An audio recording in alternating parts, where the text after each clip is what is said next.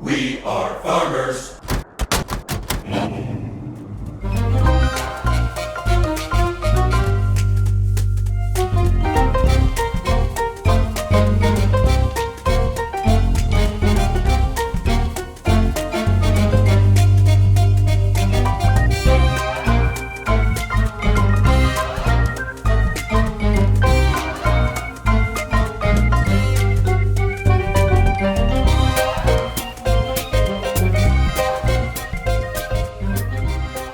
Hello, my name is Wayne Kady, and I'm the former chief designer for the Cadillac studio. And the 71 Eldorado that we're talking about is my first responsibility as a chief designer. I was born in a little town called Reedley, and that's right in the heart of the San Joaquin Valley in California. And I was born and raised on a farm. And that's another reason I want to design cars. When I found out you can earn a living designing cars, it was a good time to get off the farm. Although I think my dad would like to have kept me there because it was cheap labor. Well, in grammar school, I always had a love of drawing, and actually by sixth or seventh grade, I think I can draw just about every car by memory. I used to be able to draw all of General Motors cars from memory, and then I found out when I got into high school that you can actually earn a living designing cars. I guess what really got me going was the 51 LeSabre Dream show car that Harley Earl had built for himself, or for General Motors, I should say, but he was the guy behind it. I went through the Art Center school on a General Motors scholarship after the third through the eighth semester. But then when I was first hired at General Motors, they put you into a studio called Design Development. And that gives you an opportunity to show what you can do. And it gives them an opportunity to see where you might be placed, where you might fit in. And I was there for a couple of months, and then I went into a design studio called Preliminary Design. And that was run by a gentleman named Bernard Smith. And it was an advanced studio, and it was like a conceptual studio for advanced thinking. For at that time we worked on Cadillacs, but prior to that he had done some Oldsmobile work. That was my getting my feet wet and learning about the business and working with the environment of a studio, and learning all about the process, and learning how to get along with people, and that kind of thing. Well, when I first came to Detroit, actually, that's the first time I'd ever been on an airplane. It's the first time I'd been east of Phoenix, Arizona. And I never had an overcoat or anything. I just had a suit. And that was the only thing I had, plus some other casual clothes that I had when I was going to school. And at the time we landed at Willow Run, they didn't have jetways. Jets were fairly new back then. And as soon as the door was open and the snow was flying, I hit that doorway to take the steps down to the terminal. And it felt like nails going through me. It was awful. Well, car stylist is what they used to call us. They changed that after that book, Unsafe at Any Speed, came out. And they start calling us designers. And I think as we got the name designers, that got to be confusing, because there are engineers that they call designers. Like if they design a door latch, they're designing a door latch, but they're really an engineer. We design the aesthetics of the car. We're stylists in the truest sense.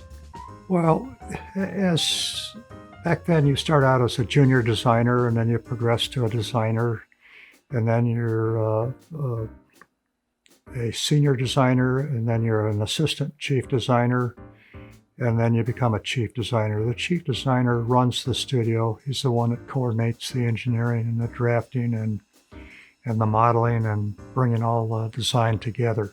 Bill Mitchell was the vice president in charge of design, and I always got along with him, and I did watercolor renderings, and I think he liked that. And back then that wasn't done very often, to my knowledge.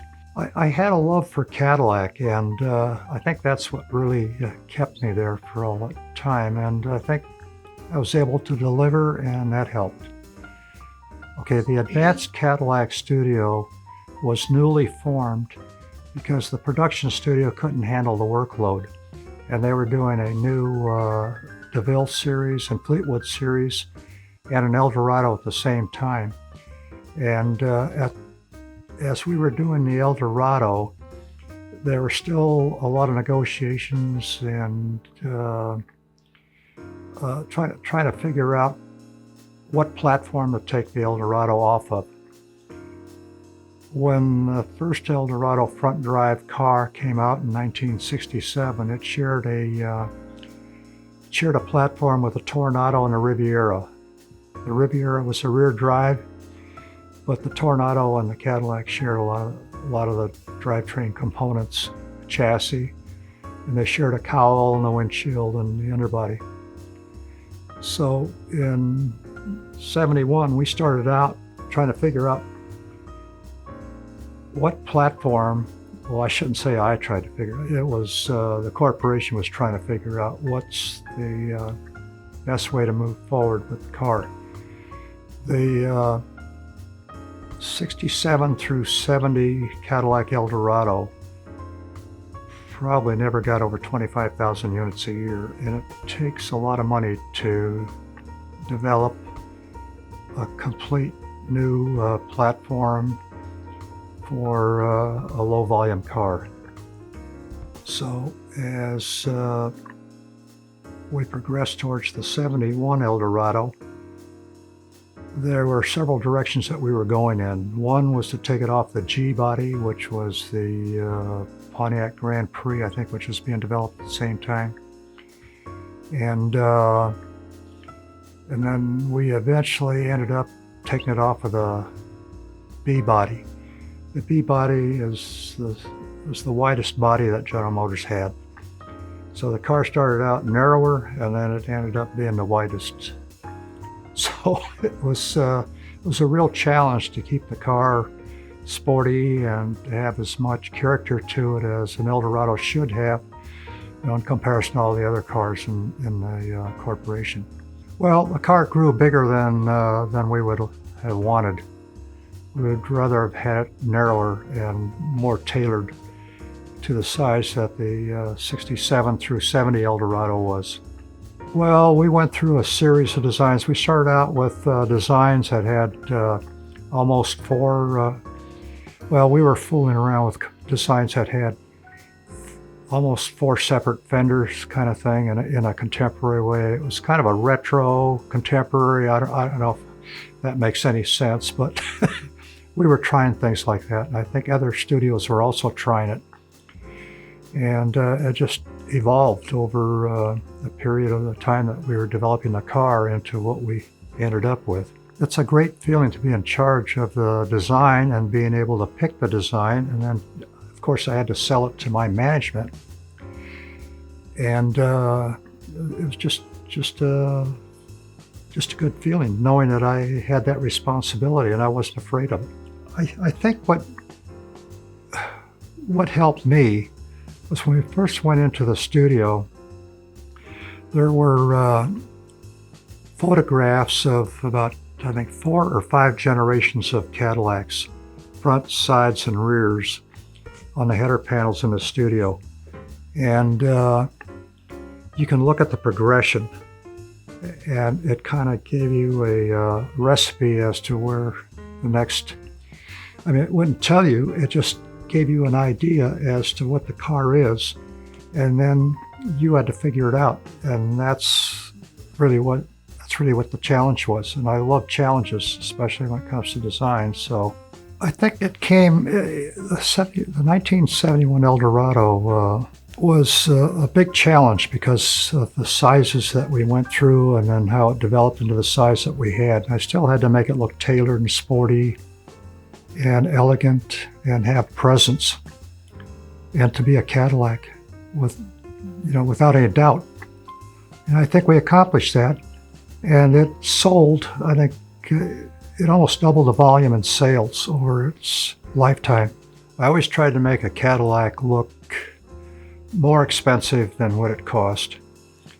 And I always thought about resale value.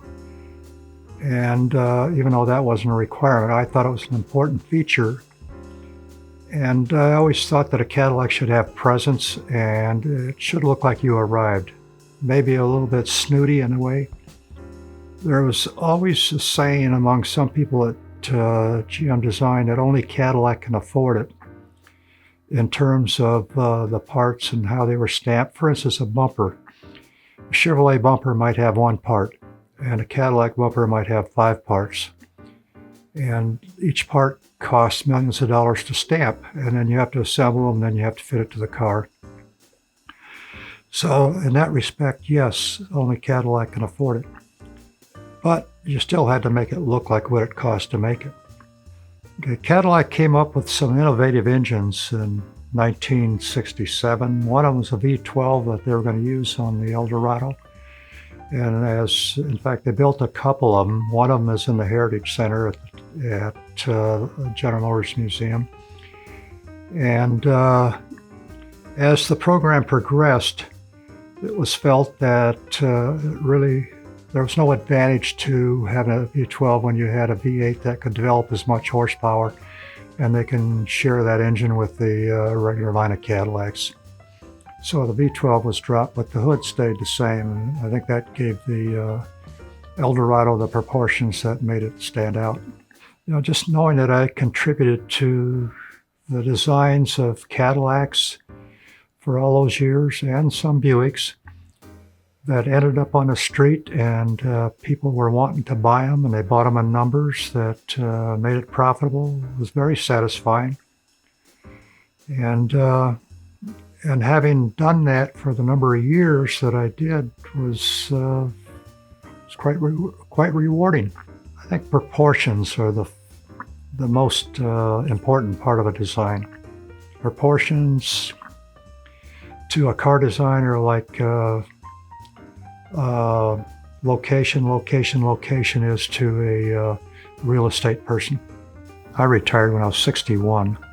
It was time, you know. I didn't feel that I was out of gas. It's just that younger people have to have an opportunity. If you love your work, it's not work.